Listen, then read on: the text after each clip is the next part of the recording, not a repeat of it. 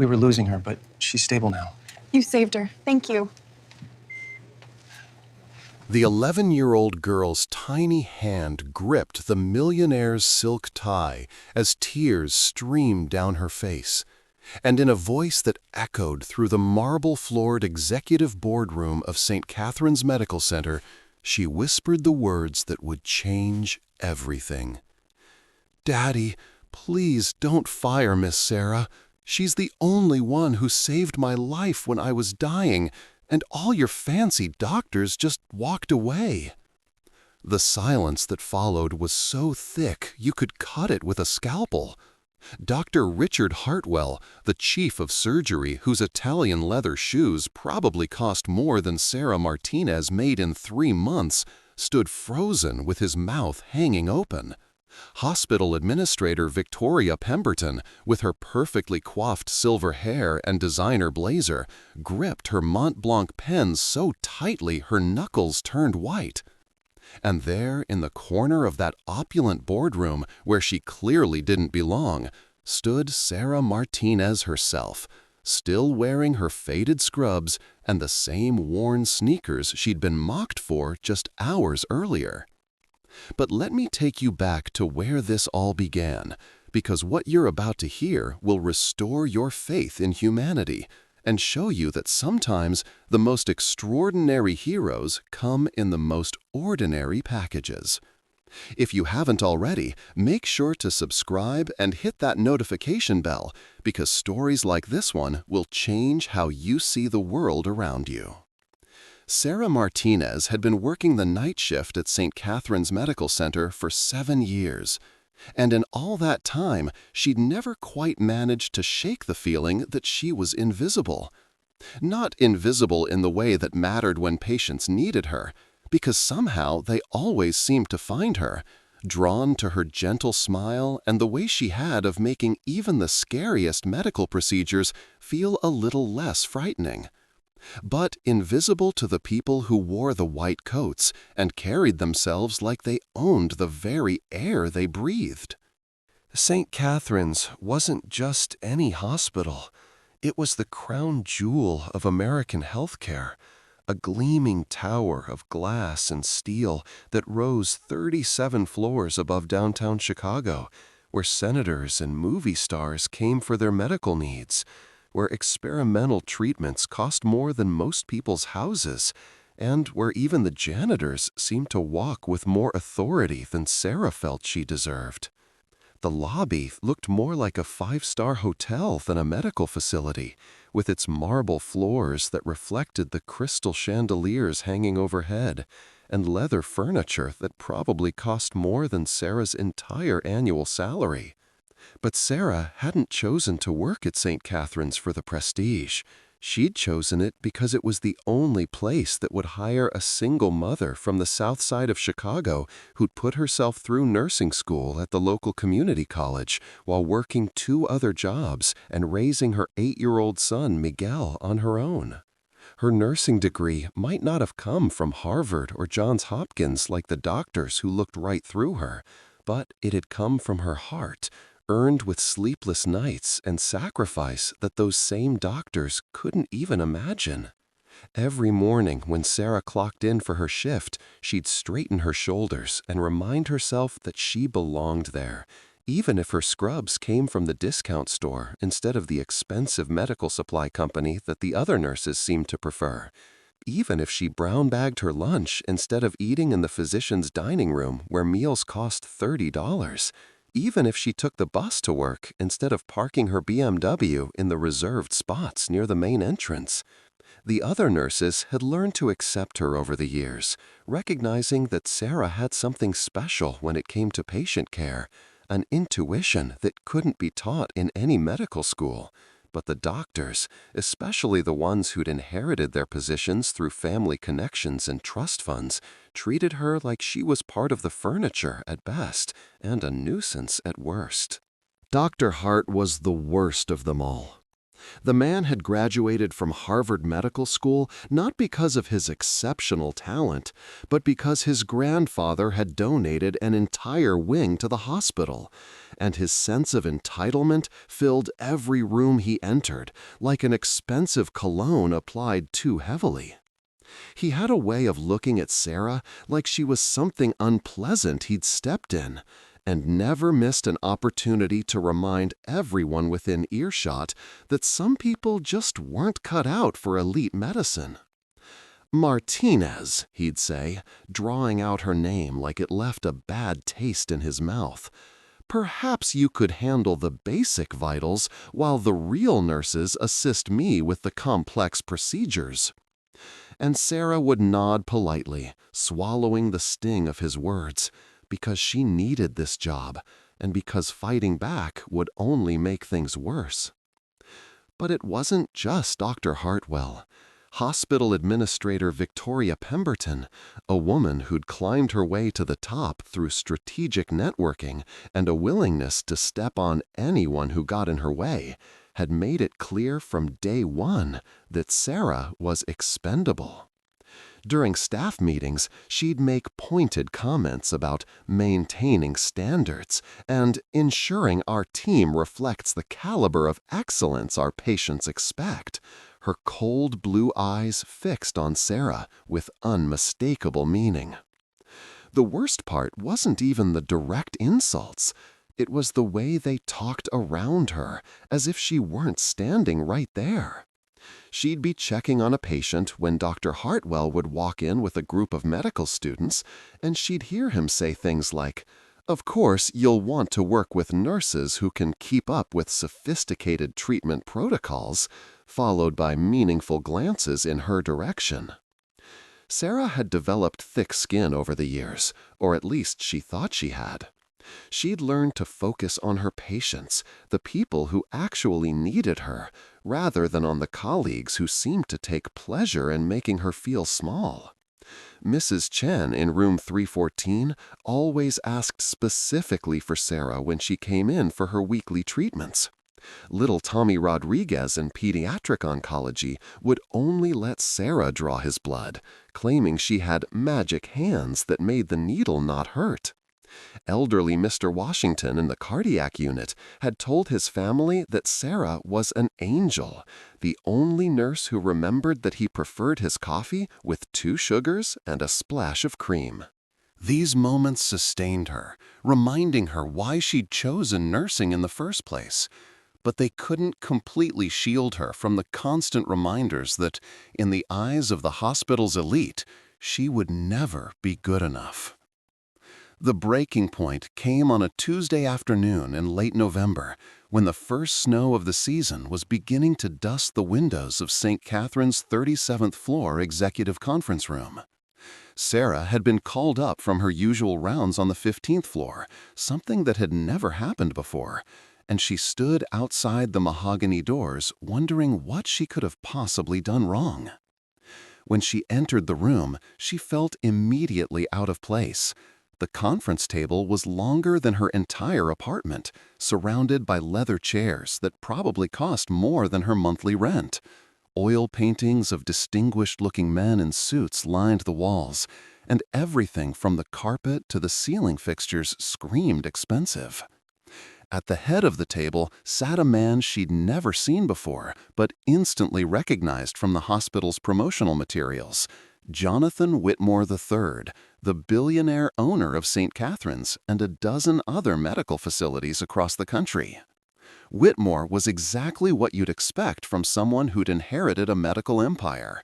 Silver hair, perfectly styled, wearing a suit that had definitely been custom-tailored, with the kind of confident posture that comes from never having to worry about money for a single day of your life. But there was something in his green eyes that seemed almost tired, like carrying all that wealth and responsibility was more burden than blessing. Dr. Hartwell stood to Whitmore's right, practically glowing with self-importance, while Administrator Pemberton sat to his left, her usual stern expression somehow even more severe than usual. Several other department heads filled the remaining chairs, all of them looking at Sarah like she was some sort of contamination that had accidentally wandered into their sterile environment. "Miss Martinez," Whitmore said, his voice carrying the kind of authority that comes from boardrooms and country clubs, "please, have a seat." He gestured to a chair at the far end of the table, miles away from where the important people were sitting. Sarah's heart hammered in her chest as she made the long walk to the empty chair, her worn sneakers silent on the thick carpet. She could feel every pair of eyes in the room tracking her movement, and she was acutely aware of how her discount scrubs looked against the backdrop of all that luxury. "Now then," Whitmore continued once she was seated, "we've been conducting a comprehensive review of our staffing, particularly in light of some concerns that have been brought to my attention regarding professional standards and patient care quality." Sarah's mouth went dry. She tried to catch Dr. Hartwell's eye, looking for some clue about what this was really about, but he was staring at a spot just above her head with an expression of barely concealed smugness. "Dr. Hartwell," Whitmore said, turning to the chief of surgery, "would you care to share your observations?" Dr. Hartwell cleared his throat and stood up, as if he were delivering a presentation to a medical conference instead of talking about a human being who was sitting right there in the room. "Certainly, Mr. Whitmore. As I've documented in my reports, there are ongoing concerns about certain staff members who, well, perhaps well-intentioned, simply don't possess the sophisticated skill set required for our level of patient care." He gestured toward Sarah without actually looking at her, like she was an exhibit in a museum. "Miss Martinez, for instance, completed her nursing education at Chicago Community College, a program that, while adequate for basic care facilities, doesn't provide the advanced training we require here at St. Catherine's. Her background is, shall we say, more suited to smaller, less demanding environments." Sarah felt heat rise in her cheeks, but she forced herself to remain silent. Speaking up now would only make things worse, and she had Miguel to think about. She needed this job. "Furthermore," Dr. Hartwell continued, warming to his subject, "there have been multiple instances where Miss Martinez has, shall we say, overstepped her bounds, taking initiative that frankly exceeds her training and qualifications. While enthusiasm is admirable, it can be dangerous when it's not backed by proper education and experience." Administrator Pemberton nodded sagely, as if Dr. Hartwell were delivering profound wisdom instead of character assassination. "I've observed similar concerns," she said, her voice crisp and cold. "There's also the matter of maintaining appropriate professional standards. Our patients expect to see staff members who reflect the caliber and prestige of St. Catherine's Medical Center. Image matters in healthcare, particularly at our level." Sarah knew exactly what she meant. It was the same message Pemberton had been sending for 7 years. Sarah's brown skin, her discount clothes, her community college education, her South Side address, all marked her as someone who didn't belong among the beautiful people who populated St. Catherine's upper floors. "What specifically are you recommending?" Whitmore asked, though his tone suggested he already knew the answer. "Respectfully, sir," Dr. Hartwell said, "I believe it would be in everyone's best interest to transition Miss Martinez to a position that better suits her background, perhaps a smaller community hospital where her skills would be more appropriately matched to the patient population and expectations." In other words, Sarah thought, they wanted to fire her. After 7 years of dedicated service, of working double shifts when they were understaffed, of staying late to comfort frightened patients, and arriving early to make sure everything was perfect for the day shift, they wanted to get rid of her because she didn't look the part. I see, Whitmore said slowly, his fingers steepled in front of him. And, Miss Martinez, do you have anything to say in response to these concerns? Sarah looked around the room, taking in all those faces staring at her with expressions ranging from boredom to barely concealed hostility. What could she possibly say that would matter to people like this? How could she explain that she'd chosen nursing not as a career but as a calling? That she'd sacrificed everything to get her degree? That her patients' well-being mattered more to her than any paycheck? She began, her voice barely above a whisper. Then she cleared her throat and tried again. I understand your concerns, Mr. Whitmore. I know my background is different from most of the staff here, but I love this job, and I believe I make a difference in my patients' lives. Dr. Hartwell let out a soft snort of derision. Miss Martinez, with all due respect, good intentions aren't enough in modern medicine. Our patients deserve the highest level of professional expertise, not just enthusiasm. That's enough, Whitmore said, holding up a hand. I think we've covered the relevant points. He looked directly at Sarah for the first time since she'd entered the room, and she saw something in his expression that might have been pity. Miss Martinez, you'll be receiving formal notification of our decision within the next few days. In the meantime, please continue with your regular duties. Sarah nodded, not trusting her voice to remain steady if she tried to speak. She stood up on unsteady legs and made the long walk back toward the door, feeling like she was walking through a dream, or maybe a nightmare. Just as she reached for the door handle, she heard Dr. Hartwell's voice behind her. "Oh, and Miss Martinez?" She turned back, hoping against hope that he was about to say something kind, something that would soften the blow of what had just happened. Instead, his smile was sharp as a scalpel. "Do try not to let this affect your work quality and your remaining time here. We wouldn't want any additional incidents." The door closed behind her with a soft click that sounded like the end of everything she'd worked for. Sarah made it exactly 3 steps down the hallway before the tears started falling, and by the time she reached the elevator, she was crying so hard she could barely see the buttons. But sometimes the universe has a way of stepping in right when things seem darkest, and as Sarah stood in that elevator, wiping tears from her cheeks with the back of her hand, she had no idea that her entire life was about to change in ways she could never have imagined. What would you do if you found yourself in Sarah's situation? Let me know in the comments below, because this story is just getting started.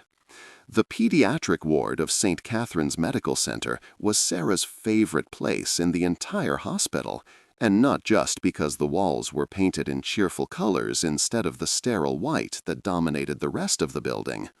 There was something about working with children that reminded her why she'd become a nurse in the first place, something pure and honest about their responses to care and kindness that cut through all the politics and prestige that made adult medicine so complicated. It was here, 3 days after the humiliating conference room meeting, that Sarah first encountered the little girl who would change everything. She was working the evening shift, her usual time, when she heard crying coming from room 327. Not the normal tears of a sick child, but something deeper, more desperate, the sound of someone who was not just hurt, but truly frightened. Sarah knocked gently on the door and pushed it open to find a girl who couldn't have been more than 11 years old, with long blonde hair that looked like it had been professionally styled even in a hospital bed, and green eyes that were currently filled with tears. She was sitting up in bed, pushing away a dinner tray that hadn't been touched, while 2 nurses stood nearby looking frustrated. "Come on, sweetie," one of the nurses was saying, her voice tight with barely controlled impatience. "You have to eat something. The doctor's orders are very specific about maintaining your nutrition levels." "I'm not hungry," the girl said, her voice small but stubborn. "I want to go home." "Well, you can't go home until you get better, and you can't get better if you don't eat," the other nurse replying, her tone suggesting this conversation had been going on for a while. "Your father is paying a lot of money for you to be here, so you need to cooperate." Sarah recognized both nurses, Linda and Jennifer, competent professionals who were usually good with pediatric patients. But something about this situation was bringing out the worst in them, probably because they were dealing with someone whose father could buy and sell the entire hospital if he wanted to. "Is everything okay in here?" Sarah asked softly, stepping into the room. Linda turned toward her with obvious relief. "Oh, good, Martinez. Maybe you can talk some sense into her. This is Emma Whitmore, Mr. Whitmore's daughter. She's been refusing to eat or cooperate with any of her treatments since she arrived yesterday." Sarah felt a jolt of recognition at the name Whitmore, but she pushed aside thoughts of her own recent humiliation and focused on the little girl in front of her. Emma Whitmore might be the daughter of a billionaire, but right now she was just a scared child in a hospital bed, and that was all that mattered. "Hi, Emma," Sarah said, approaching the bed slowly and speaking in the same gentle tone she used with her own son when he was upset.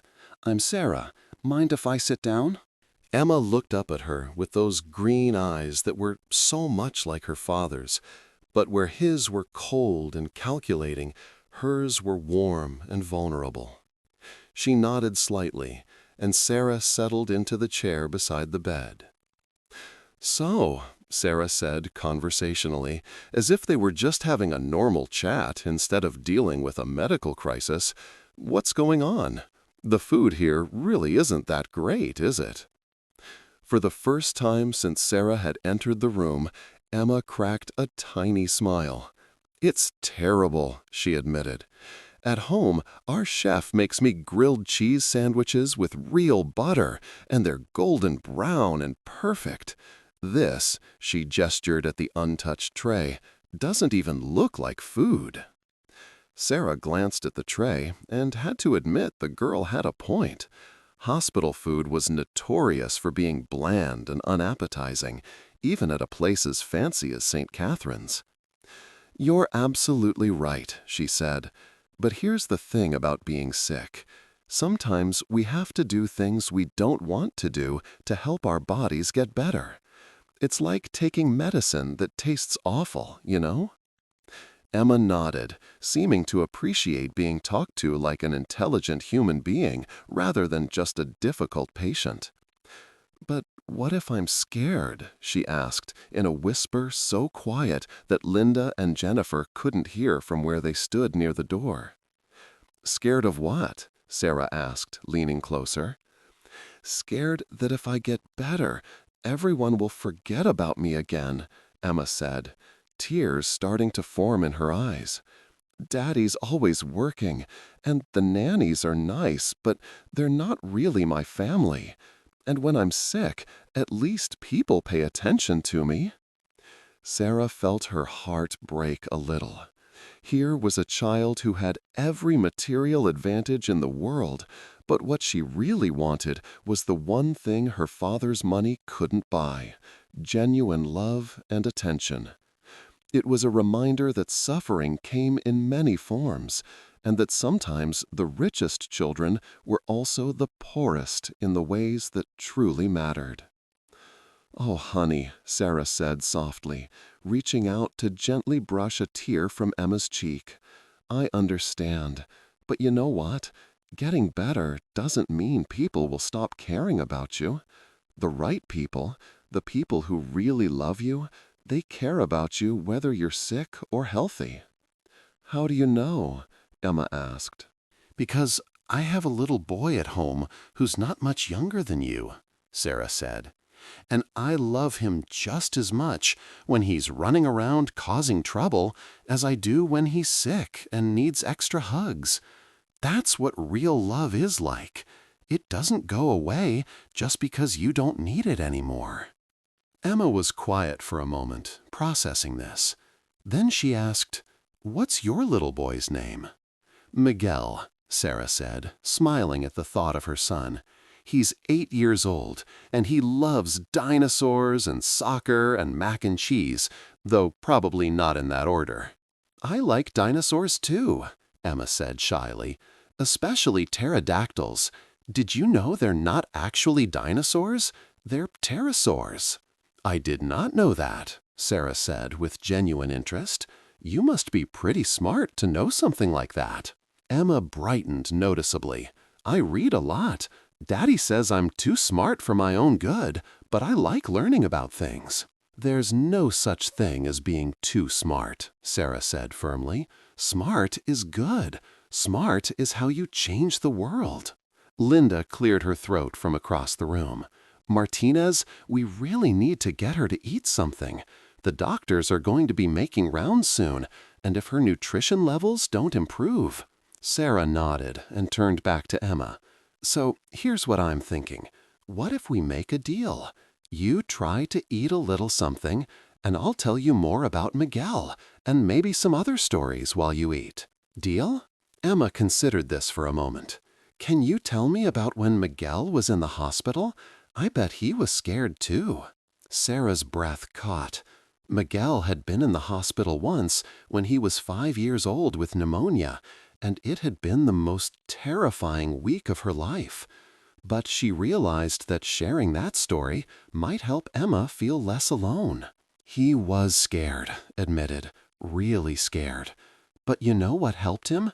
He had this stuffed dinosaur, a T-Rex named Rex." "Very original, right?" Emma giggled. "And we pretended that Rex needed to eat his hospital food too. So Miguel would take a bite and then pretend to feed Rex a bite, and before he knew it, he'd eaten his whole meal." "I don't have a stuffed animal," Emma said wistfully. Sarah looked around the room, which was notably lacking in personal items, despite Emma had been there for over a day. No flowers, no balloons, no cards from friends or family, just medical equipment and the sterile necessities of hospital care. "Well," Sarah said, "we'll have to be creative then. What if we pretend that every bite of food is actually fuel for a different kind of dinosaur? Like the mashed potatoes could be fuel for a brontosaurus because they need lots of energy to move their long necks around.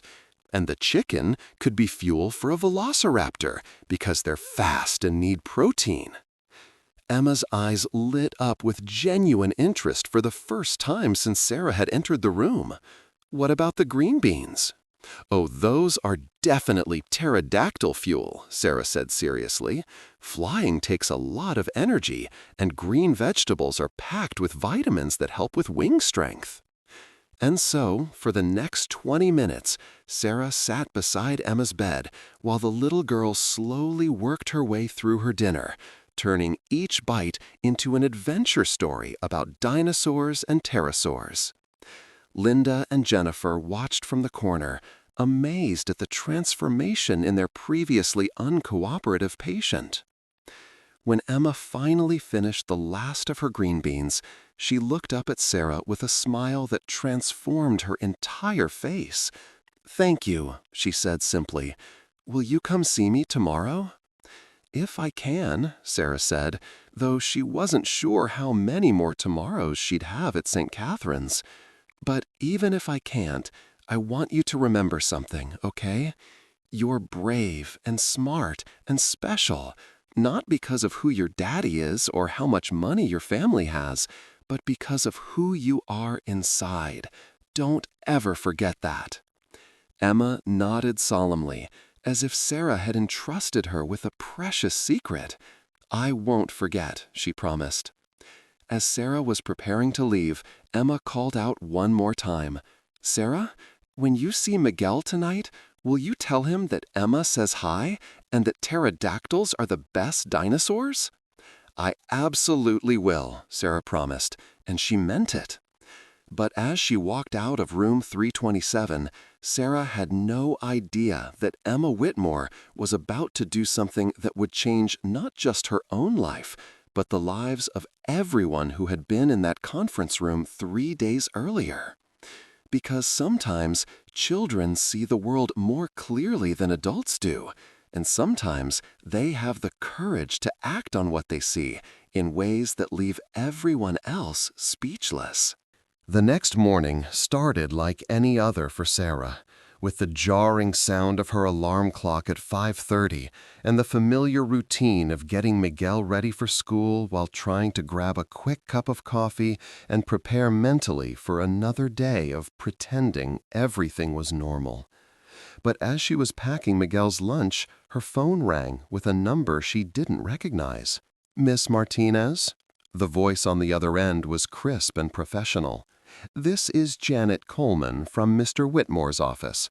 Mr. Whitmore would like to see you in his office this morning at 10 o'clock. Sarah's heart sank. This was it then, the formal termination meeting. "Of course," she managed to say. "I'll be there." "Excellent.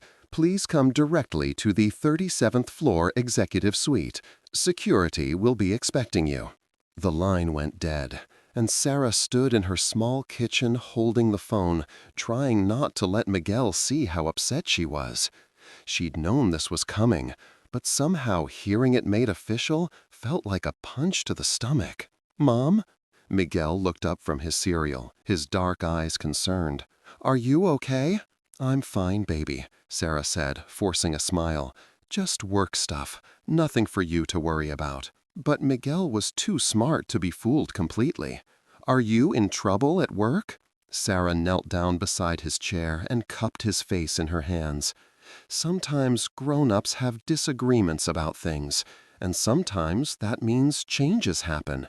But no matter what, you and I are going to be okay, I promise. Miguel nodded, but she could see the worry in his expression, and it broke her heart. He'd already had to grow up too fast, watching her struggle to balance work and parenting, seeing her come home exhausted night after night. The last thing he needed was to worry about their financial security on top of everything else. After dropping Miguel off at school, Sarah made the familiar journey to St. Catherine's, but instead of heading to her usual floor, she found herself in an elevator climbing toward the executive levels she'd only been to once before. The 37th floor was even more intimidating than the conference room had been, all marble and mahogany and the kind of understated luxury that whispered rather than shouted about its cost. The receptionist, a perfectly groomed woman who looked like she'd stepped out of a magazine, directed Sarah to a waiting area that was larger than her entire apartment.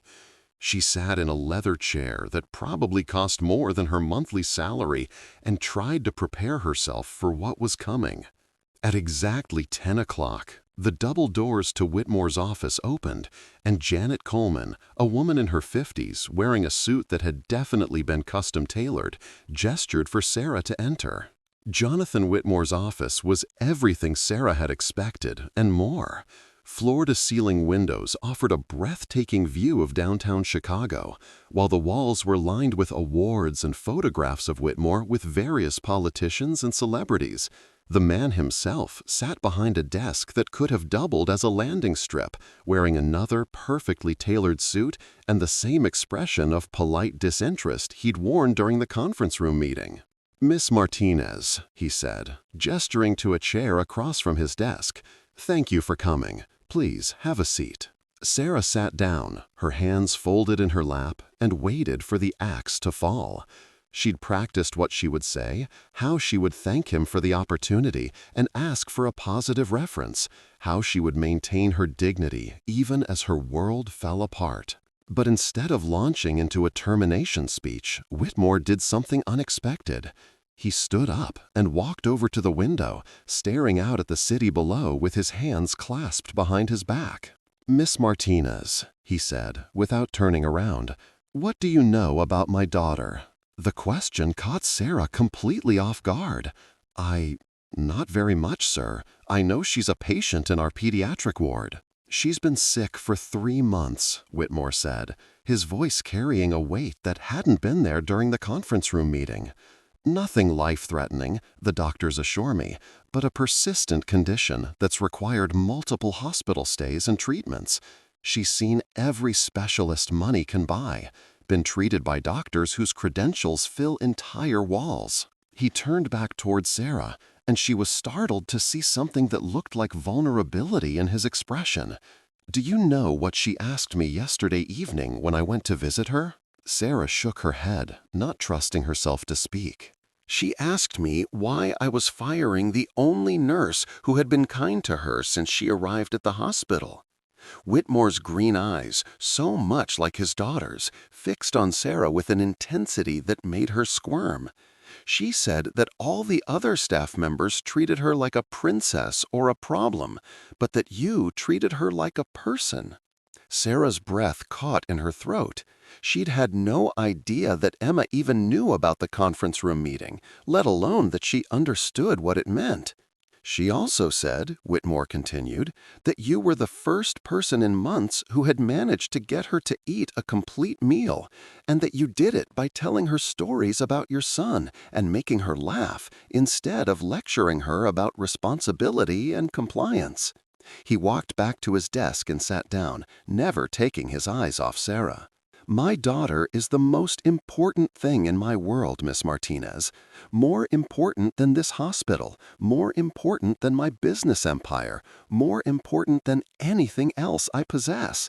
And she's telling me that in her hour of need, when all my expensive doctors and elite nursing staff failed to connect with her, a community college graduate from the South Side made her feel safe and cared for." Sarah didn't know what to say. She'd simply done what felt natural, what she would have done for any child in Emma's situation. The idea that it had meant so much to the little girl, and apparently to her father, was almost overwhelming. "Sir," she began, but Whitmore held up a hand to stop her. "There's more," he said. "After Emma told me about your conversation, I decided to do a little research into your employment record here at St. Catherine's. Do you know what I found?" Sarah shook her head again, afraid to hope, but unable to stop herself from wondering if maybe, just maybe, this conversation was heading somewhere different than she'd expected. "I found patient satisfaction scores that are consistently higher than any other nurse in the hospital," Whitmore said, pulling a folder from his desk drawer. "I found incident reports showing that you've prevented 3 potential medical errors in the past year alone by catching mistakes that others missed. I found documentation of you staying late to comfort families during medical emergencies, coming in early to ensure seamless shift changes, and volunteering for extra training sessions that other staff members avoided." He opened the folder and began reading from what appeared to be patient feedback forms.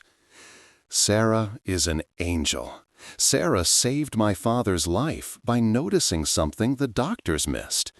Sarah held my hand during the scariest night of my life. Sarah treated my grandmother with more dignity and respect than she'd received anywhere else in the medical system." He looked up from the papers. "Should I go on?" Sarah felt tears forming in her eyes, but she blinked them back. "I don't understand, sir. If you knew all this, then why? Why was I prepared to let Dr. Hartwell and Administrator Pemberton convince me to let you go?" Whitmore finished. "Because I made the mistake of listening to people who confused credentials with competence, prestige with performance. Because I let myself be influenced by the kind of thinking that values image over substance." He leaned back in his chair and studied Sarah with new interest. "Tell me something, Miss Martinez. Why did you become a nurse?" The question was so unexpected that Sarah found herself answering honestly before she could think about what response might be most professionally appropriate. Because when I was 17, my mother was in the hospital for 2 weeks with complications from diabetes. There was one nurse, Mrs. Patterson, who saw how scared I was and took the time to explain everything that was happening. She taught me how to help with my mother's care, and she made me feel like I wasn't helpless. When my mother recovered, Mrs. Patterson told me I had healing hands and suggested I consider nursing school. Sarah paused, lost in the memory. She said that being a nurse wasn't about having fancy degrees or impressive titles. It was about being present for people during the most vulnerable moments of their lives and helping them feel less alone. That's what I try to do every day. Whitmore nodded slowly. And that's exactly what you did for my daughter. In a room full of medical professionals with impressive credentials and years of experience, you were the one who saw her as a scared little girl who needed kindness more than clinical expertise. He stood up again and walked around the desk to sit in the chair next to Sarah's, a gesture that seemed to close some of the distance between their very different worlds. Miss Martinez, I owe you an apology. More than that, I owe you an opportunity to show what you can really do when you're not being held back by people who don't recognize your value. Sarah's heart was pounding so hard she was sure he could hear it. What do you mean? I mean that St. Catherine's Medical Center is about to undergo some significant changes in leadership and philosophy, Whitmore said, his voice carrying the same authority she'd heard in the conference room, but directed toward a very different purpose.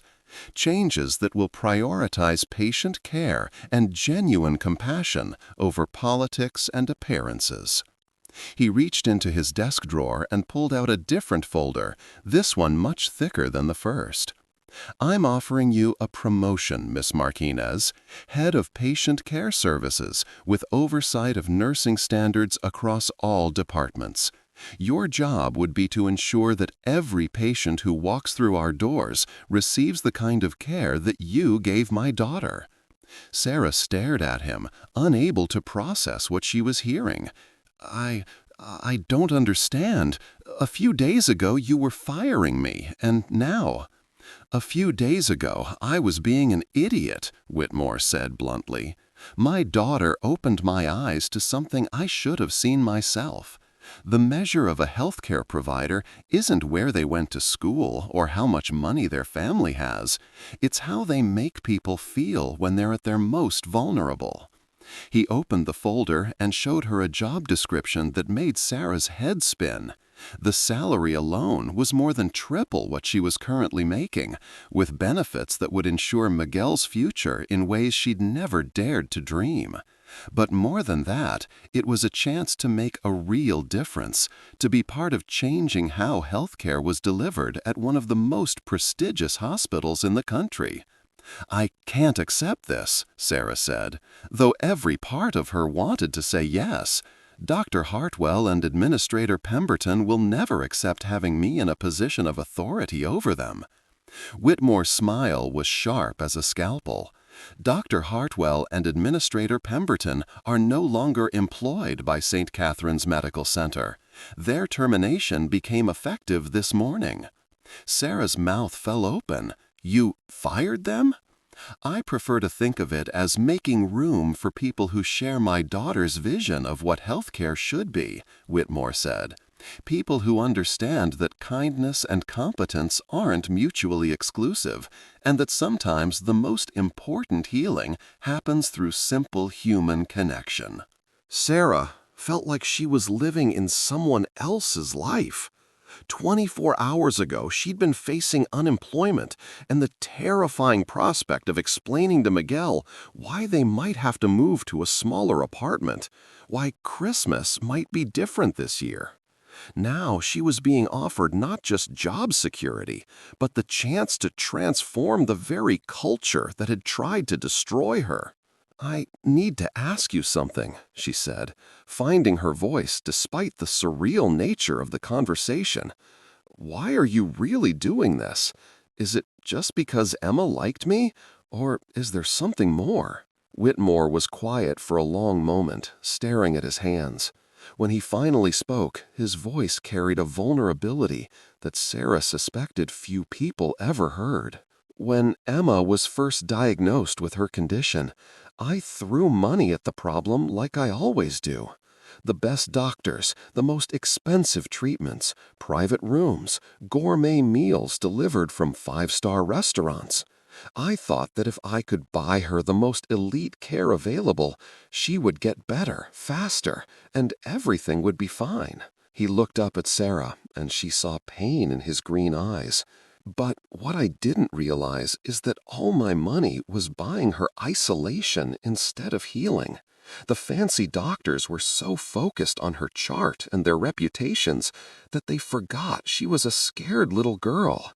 The elite nurses were so concerned with maintaining professional distance that they never saw how much she needed simple human warmth. Whitmore stood and walked back to the window, his silhouette outlined against the Chicago skyline.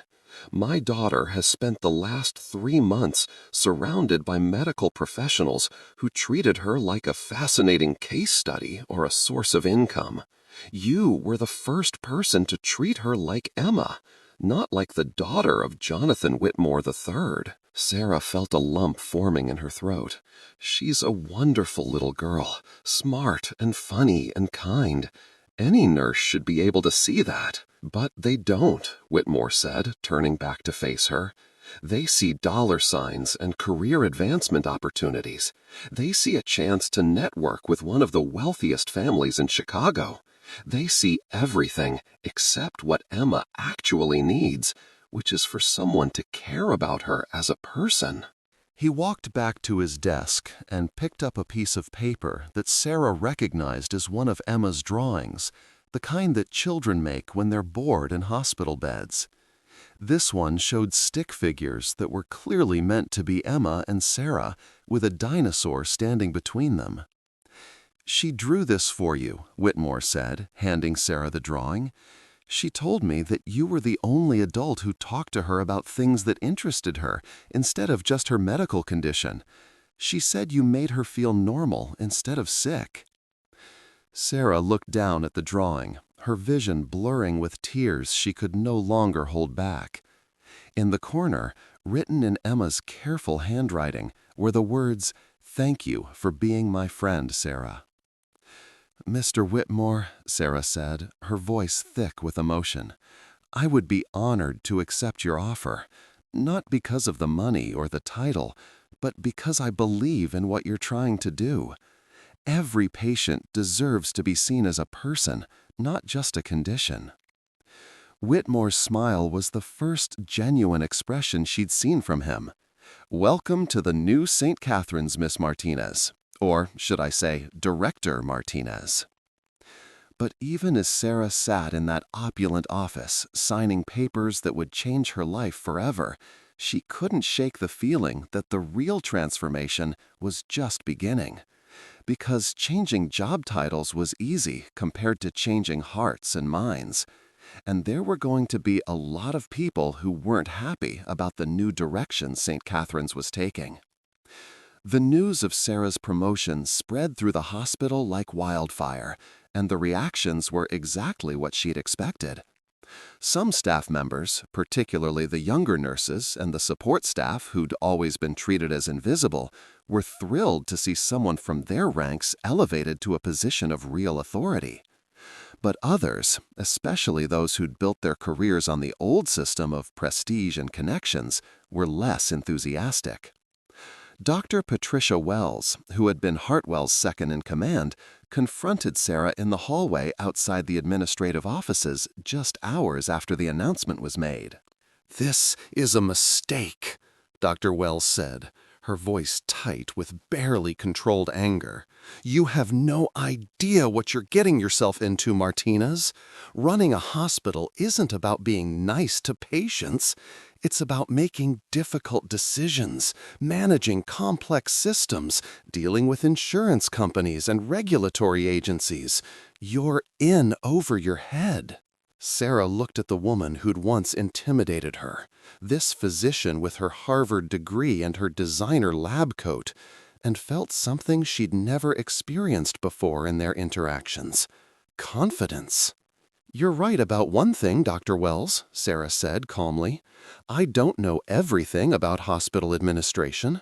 That's why I'll be relying on experienced professionals like yourself to help guide the medical aspects of our operations. But what I do know is how to listen to patients, how to see what they really need, and how to create an environment where healing can happen." Dr. Wells' laugh was sharp and dismissive.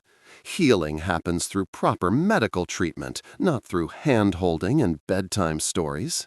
"Does it?" Sarah asked. "Because Emma Whitmore received proper medical treatment from some of the most qualified doctors in the country for 3 months, and she was still refusing to eat or cooperate with her care until someone took the time to connect with her as a person." The older physician's face flushed red. "One anecdotal case doesn't prove anything. You can't run a hospital based on feelings and intuition." "You're absolutely right," Sarah said.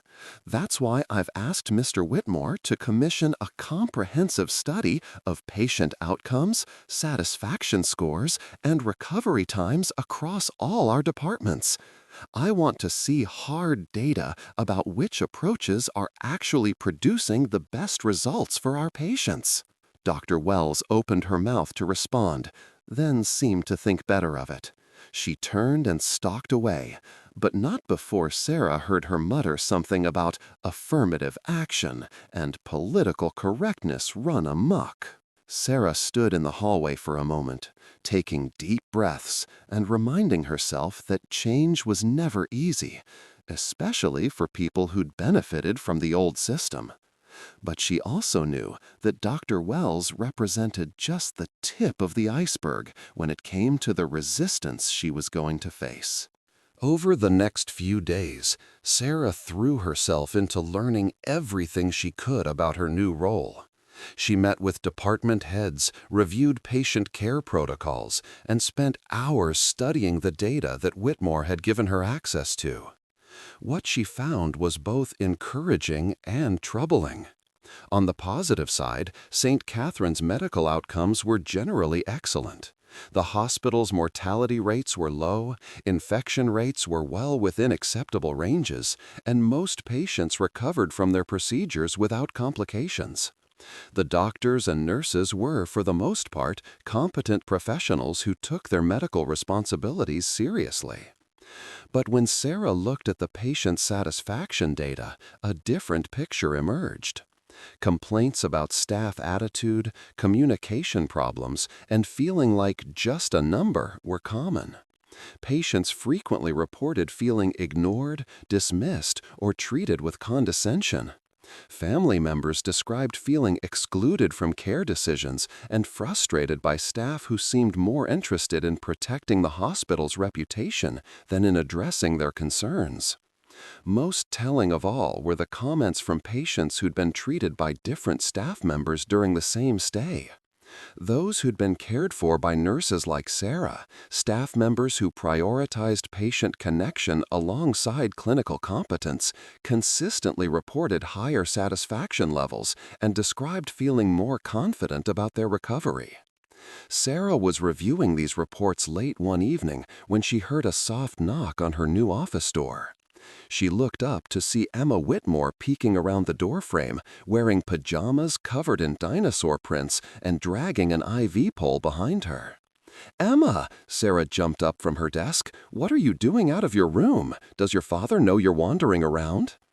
Emma grinned, looking more like a mischievous kid than a patient for the first time since Sarah had met her.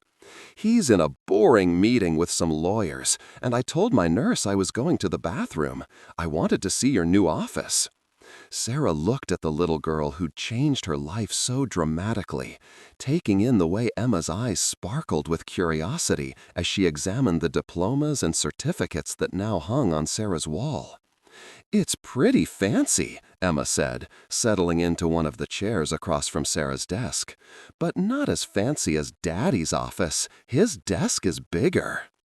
"Well, I don't need quite as much space as your father," Sarah said, sitting down beside Emma instead of behind the imposing desk. "How are you feeling? Are the new treatments helping?" Emma's expression grew serious. "A little better, I think. The new doctor, Dr. Rodriguez, she's nice. She explains things so I can understand them, and she doesn't talk to me like I'm stupid." Sarah smiled. Dr. Rodriguez was one of the staff members she'd specifically requested to take over Emma's care, a young physician who'd impressed Sarah with her combination of clinical excellence and genuine compassion. "I'm glad," Sarah said. "You deserve to have doctors who treat you with respect." Emma was quiet for a moment, swinging her legs from the chair. Then she asked, "Sarah, are people mad at you because of me?" The question caught Sarah off guard. "What do you mean?" "I heard some of the nurses talking," Emma said, her voice small. "They said that Daddy only gave you the new job because I like you, and that it's not fair because you're not as qualified as other people." Sarah felt a familiar anger rising in her chest, not at Emma, but at the adults who would discuss such things where a child could overhear them. But she pushed the anger aside and focused on what Emma needed to hear. "Emma, listen to me," Sarah said, taking the little girl's hands in hers. "Your father gave me this job because he believes I can help make this hospital a better place for all patients, not just you. Yes, meeting you was important because it showed him what good patient care looks like, but I earned this position through 7 years of hard work and dedication." Emma nodded, but Sarah could see she was still troubled. "But what if I hadn't gotten sick? What if I hadn't met you?"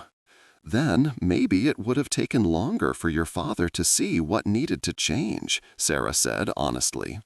"But Emma, the problems that existed here weren't your fault, and the solutions aren't your responsibility. Sometimes it takes a catalyst to make people pay attention to things they should have been seeing all along." Emma seemed to consider this. "So I was like a catalyst?"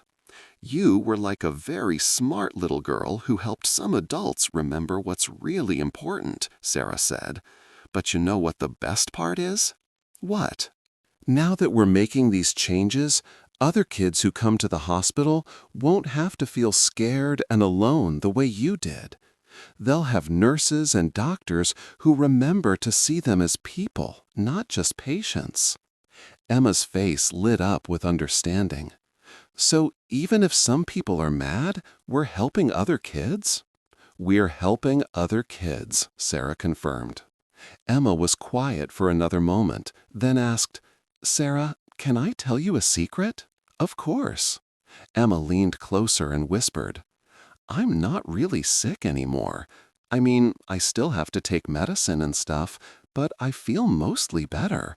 But I've been pretending to be sicker than I am because I don't want to leave." Sarah's heart clenched. "Why don't you want to leave, sweetie?" "Because when I go home, Daddy will go back to working all the time, and I'll be alone with the nannies again," Emma said, tears starting to form in her green eyes.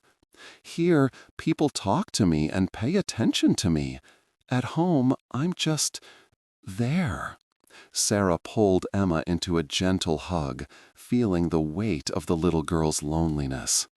Here was a child who had every material advantage in the world, but who was starving for the most basic human need, genuine connection and attention from the people who were supposed to love her most. "Have you talked to your father about this?" Sarah asked softly. Emma shook her head against Sarah's shoulder. "He's always so busy, and when he visits me here, he just asks the doctors questions and talks about getting me the best treatment. He doesn't really talk to me." Sarah held Emma for a few more minutes, thinking about the conversation she'd had with Whitmore just days earlier. He talked about his daughter being the most important thing in his world. But Emma's experience suggested something different. Like many successful people, Whitmore seemed to express love through action and resources rather than time and presence. "Emma," Sarah said finally, "what if I talked to your father about this? What if I helped him understand how you're feeling?" Emma pulled back and looked at Sarah with hope and fear warring in her expression. "You would do that?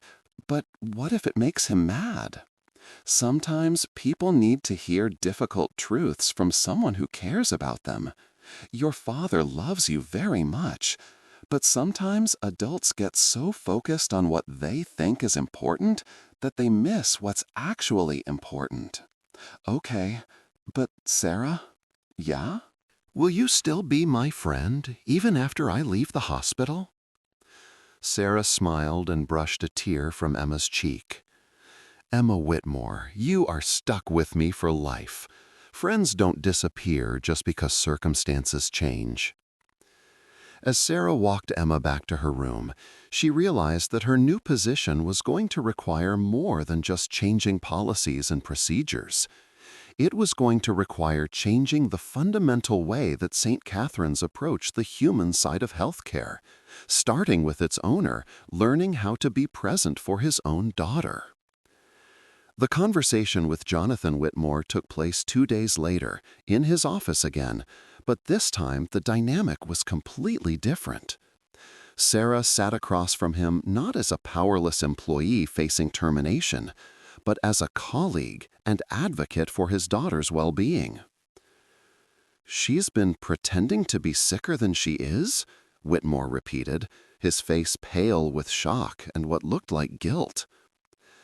"Not to manipulate anyone or get attention in a negative way," Sarah said quickly, "but because being sick is the only time she feels like she has your full attention and care."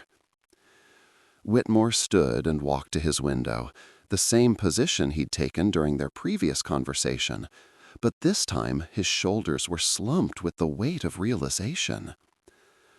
"I thought I was being a good father," he said quietly, "providing her with everything she could possibly need, the best education, the best medical care, the finest things money could buy."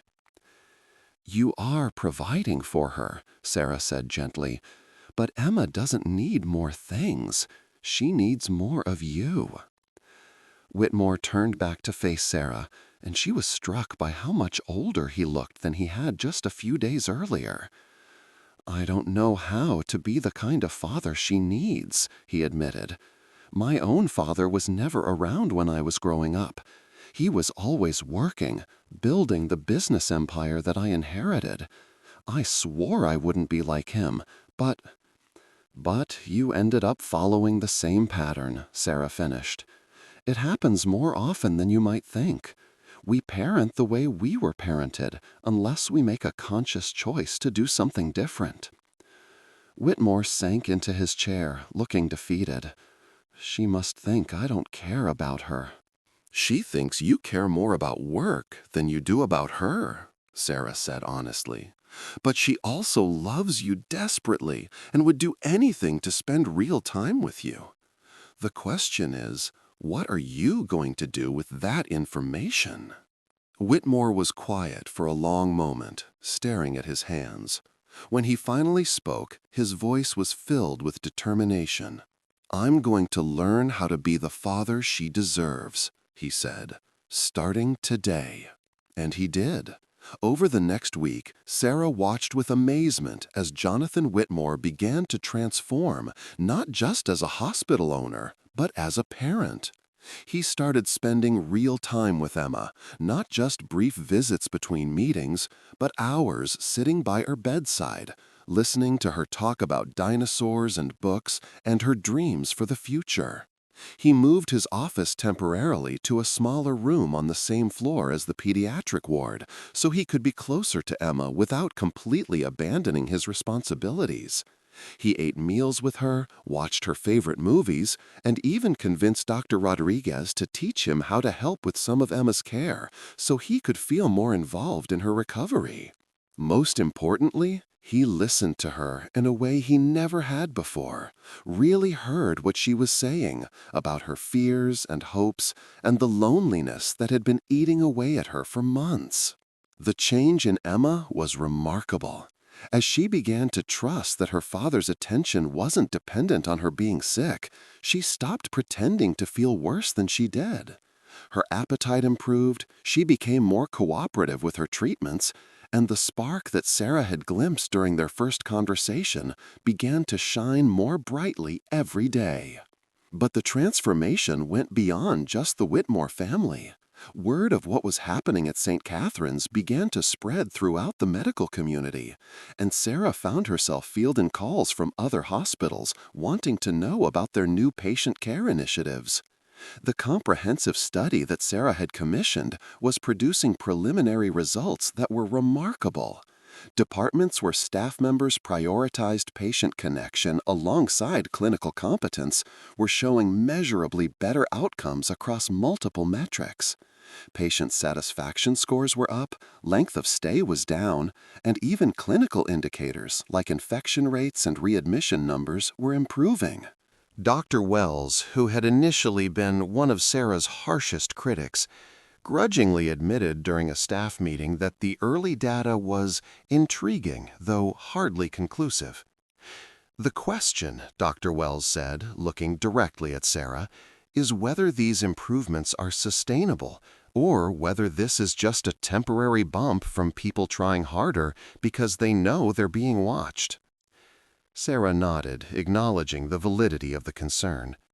That's a fair point, Dr. Wells, which is why we're planning to continue collecting data for at least a year, and why we're working on systemic changes that will make compassionate care the norm rather than the exception. One of the younger doctors, Dr. James Chen, raised his hand. What kind of systemic changes are we talking about? Sarah pulled up a presentation she'd been working on for weeks. We're implementing several new initiatives. First, we're changing our hiring practices to include patient interaction scenarios alongside traditional clinical assessments. We want to hire people who have both medical competence and emotional intelligence. She clicked to the next slide. Second, we're restructuring our performance evaluation system to include patient satisfaction scores and peer feedback about collaboration and communication skills, not just clinical metrics. Dr. Wells frowned. Are you saying that patient satisfaction is as important as medical outcomes? I'm saying they're not mutually exclusive, Sarah replied. Happy patients are more compliant with treatment plans, more likely to communicate honestly about their symptoms, and less likely to sue for malpractice even when complications occur. Compassionate care isn't just the right thing to do morally, it's good medicine. She clicked to another slide showing comparative data from hospitals around the country. But more than that, we're finding that staff members who feel supported in providing compassionate care are less likely to burn out, less likely to quit, and more likely to catch potential problems before they become serious complications. Dr. Chen leaned forward with interest. So you're saying that being nice to patients actually makes us better doctors and nurses? I'm saying that patients are human beings who respond better to care when they feel seen and valued, Sarah said. And healthcare providers are human beings too, who do their best work when they're working in an environment that supports their natural compassion instead of discouraging it. The room was quiet for a moment as the staff absorbed this. Then Dr. Rodriguez, who had become one of Sarah's strongest allies, spoke up. I have to say, I've noticed a difference in my own practice since we started emphasizing patient connection, she said. I'm catching symptoms and concerns that I might have missed before because patients are more willing to share information when they trust that I actually care about them as people. Several other staff members nodded in agreement, and Sarah felt a surge of hope. Change was happening, slowly but steadily, and it was becoming evident in ways that even the skeptics couldn't ignore. After the meeting, Sarah was walking back to her office when she encountered a scene that stopped her in her tracks. In the pediatric ward waiting area, she saw Jonathan Whitmore sitting on the floor with Emma, both of them surrounded by coloring books and crayons, completely absorbed in what appeared to be a very serious discussion about the proper way to collar a triceratops. Whitmore was wearing one of his expensive suits, but he didn't seem to care that sitting on the hospital floor might wrinkle the fabric. Emma was gesticulating enthusiastically as she explained something about dinosaur anatomy, and her father was listening with the kind of focused attention that Sarah had only seen him give to business presentations. Other families in the waiting area were watching them with a mixture of amusement and surprise. Here was one of the wealthiest men in Chicago, sitting cross-legged on a hospital floor, completely engaged with his daughter in a way that money couldn't buy. Emma looked up and saw Sarah watching them. Her face broke into a huge grin, and she waved enthusiastically. "Sarah, look, Daddy is helping me color a whole dinosaur family, and he's not even checking his phone." Whitmore looked up and smiled, a splash of expression Sarah had never seen on his face before. It was relaxed and genuinely happy, without the calculated professionalism that usually characterized his interactions. Other families in the waiting area were watching them with a mixture of amusement and surprise. Here was one of the wealthiest men in Chicago, sitting cross-legged on a hospital floor, completely engaged with his daughter in a way that money couldn't buy. Emma looked up and saw Sarah watching them. Her face broke into a huge grin, and she waved enthusiastically. "Sarah, look, Daddy is helping me color a whole dinosaur family, and he's not even checking his phone." Whitmore looked up and smiled, a dimple expression Sarah had never seen on his face before. It was relaxed and genuinely happy, without the calculated professionalism that usually characterized his interactions. "Emma is teaching me that velociraptors had feathers," he said, holding up his coloring book to show Sarah his work. "Did you know that they were probably more colorful than we usually think?" "I did not know that," Sarah said, echoing the words she'd used with Emma during their first conversation. "You're both becoming quite the dinosaur experts." Emma beamed with pride. "Daddy says that when I get out of the hospital, we're going to visit the Field Museum and see the real dinosaur bones. And maybe we can go on a dig somewhere to look for fossils." Sarah looked at Whitmore, who nodded with what appeared to be genuine enthusiasm for the plan. "Emma has convinced me that there's a whole world of things I've been missing because I was too focused on work," he said. "We have a lot of adventures to catch up on." As Sarah continued to her office, she felt a warmth spreading through her chest that had nothing to do with professional satisfaction and everything to do with witnessing the healing power of human connection. Emma wasn't just getting better medically, she was getting better emotionally, and so was her father. But perhaps most remarkably, their transformation was rippling out through the entire hospital, showing everyone around them what was possible when people prioritized relationships alongside responsibilities. If you're enjoying this story of transformation and redemption, make sure to hit that like button and let me know in the comments what you think about the changes happening at St. Catherine's. 3 months later, St. Catherine's Medical Center held its first annual Patient Care Excellence Awards ceremony, an event that would have been unthinkable under the previous administration. The hospital's main auditorium was filled with staff members, patients, family members, and community leaders, all gathered to celebrate the people who had made the biggest difference in patients' lives over the past year. Sarah stood at the podium, wearing a dress that Emma had helped her pick out during one of their shopping trips together, looking out at faces that had become familiar over the months since her promotion. Some of those faces had been skeptical at first, but now she saw recognition and respect in most of their expressions. "When I first started working at St. Catherine's 7 years ago," Sarah began, "I thought the most important part of my job was following protocols and procedures correctly. And those things are important. They're essential to providing safe, effective medical care." She paused, looking out at the audience. But what I've learned, what we've all learned together over the past few months, is that the most powerful healing often happens in the moments between the procedures. In the extra 30 seconds we spend really listening to a patient's concerns. In the gentle touch that says, "You're not alone in this." In the willingness to see each person who comes through our doors not as a case or a condition, but as a human being deserving of dignity and compassion. The applause that followed was warm and genuine, and Sarah felt a surge of pride, not for herself, but for the entire community that had embraced this new vision of healthcare. Tonight, we're recognizing staff members who have shown exceptional dedication to patient-centered care, she continued. But before we begin the awards, I want to share a story about how this transformation began. Sarah looked toward the front row, where Emma Whitmore sat next to her father, both of them beaming with pride. Emma was wearing a dress covered in dinosaur prints because she'd told Sarah that formal occasions were no reason to abandon your personal style. 3 months ago, a very smart 11-year-old girl taught me that sometimes the smallest acts of kindness can have the biggest impact, Sarah said.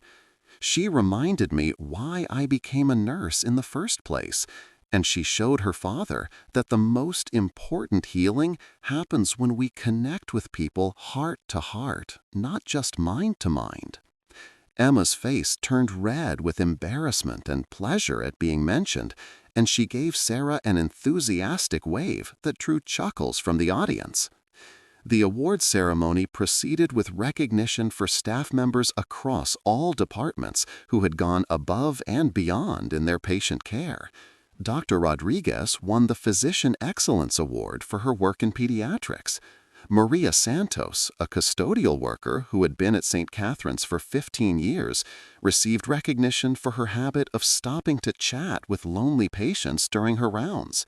Even Dr. Wells, who had initially resisted the changes, was acknowledged for her efforts to improve communication with patients' families. But the biggest surprise came at the end of the ceremony, when Jonathan Whitmore took the stage. "Before we conclude tonight," he said, "I want to present a special award to someone who has transformed not just this hospital, but my entire understanding of what leadership means." Sarah felt her heart skip a beat as Whitmore continued. 3 months ago, I almost made one of the biggest mistakes of my professional life. I was prepared to dismiss an employee who I thought didn't fit our image, didn't meet our standards of prestige and polish. What I failed to recognize was that this person embodied the values that should be at the heart of everything we do. He looked directly at Sarah, his expression serious but warm. "Sarah Martinez, you have shown us that excellence isn't about degrees or pedigrees. It's about dedication, compassion, and the courage to do what's right even when it's difficult. You've made St. Catherine's a place of healing in the truest sense of the word." The applause was thunderous, and Sarah felt tears streaming down her face as she accepted the crystal award that Whitmore placed in her hands. But more than the recognition, more than the career advancement, what moved her most was seeing the faces of the patients and families in the audience, people whose lives had been touched by the changes at St. Catherine's. After the ceremony, as people mingled in the reception area, Sarah found herself approached by a woman she didn't recognize, an elderly lady with silver hair and kind eyes. "Miss Martinez," the woman said, "I'm Dorothy Patterson." Sarah's breath caught. "Mrs. Patterson, the nurse who inspired me to go into nursing?" The older woman smiled and nodded. "I heard about what you've been doing here, and I had to come see for myself. I'm so proud of you, dear. You've taken everything I tried to teach you about healing hands and made it into something bigger than I ever imagined." Sarah hugged her former role model, feeling the circle of her journey closing in the most beautiful way possible.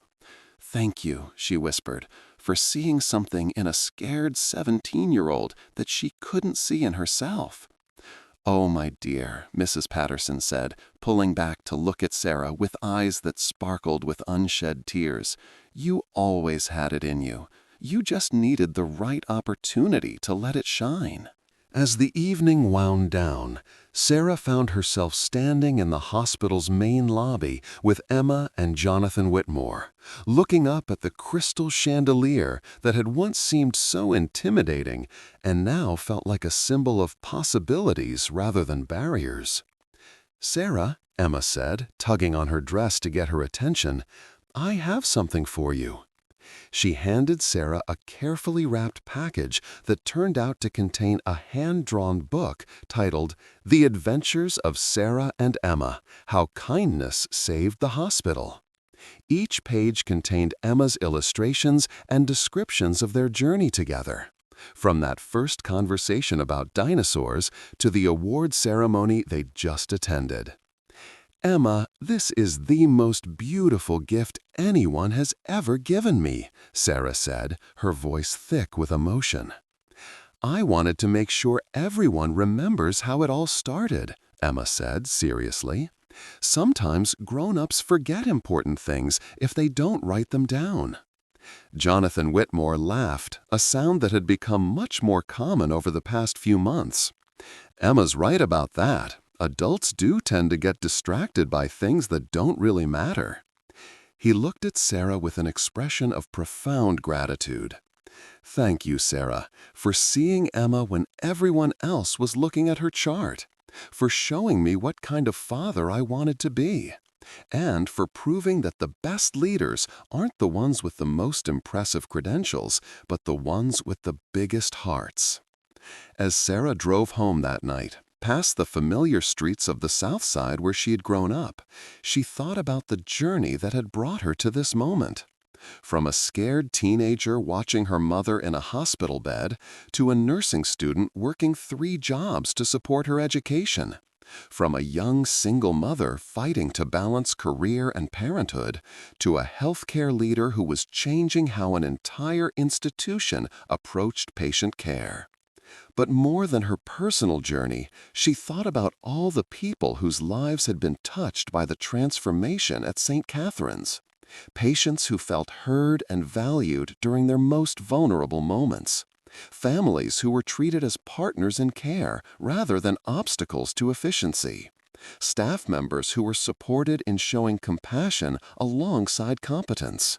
And she thought about Emma, whose simple request for kindness had started a ripple effect that was still spreading, proving that sometimes the most profound changes begin with the smallest acts of human connection. When Sarah arrived home, she found Miguel waiting up for her, eager to hear about the awards ceremony. As she tucked him into bed and told him about the evening, he looked up at her with the same kind of admiration she'd seen in Emma's eyes. "Mom," he said sleepily, "are you famous now?" Sarah smiled and brushed the hair away from his forehead. "Not famous, baby, just grateful. Grateful for the chance to help people feel better, and grateful for you, and grateful for all the people who believed in me even when I didn't believe in myself." Miguel nodded drowsily. "That's good, Mom. Being grateful is better than being famous anyway." As Sarah turned off the lights and headed to her own room, she realized that her 8-year-old son had just summed up the most important lesson of her journey. Success wasn't about recognition or accolades or impressive job titles. It was about making a difference in people's lives, one act of kindness at a time. 6 months after that first conversation with Emma about dinosaurs and hospital food, St. Catherine's Medical Center had become a model for patient-centered care that hospitals across the country were studying and trying to replicate. Sarah had been invited to speak at medical conferences, been featured in healthcare publications, and received job offers from prestigious institutions that once would have dismissed her application without a second thought. But she stayed at St. Catherine's because she'd learned that the most meaningful work happens when you plant yourself somewhere and commit to growing deep roots rather than always reaching for the next opportunity. Emma had long since been discharged from the hospital, her medical condition fully resolved, but she remained a frequent visitor to the pediatric ward. She and her father had started a weekly program where they would visit with current patients, sharing stories and games and reminding scared children that they weren't alone. The little girl who had once pretended to be sicker than she was to get attention had become a source of strength and hope for other young patients, proving that healing often comes full circle in the most unexpected ways. And Sarah continued to do what she'd always done best. She listened to people. She saw them as human beings rather than medical cases, and she created space for healing to happen in all its forms.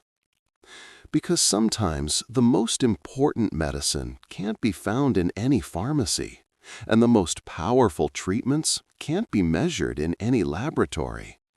Sometimes what people need most is simply to know that someone cares enough to see them, really see them, during their darkest moments.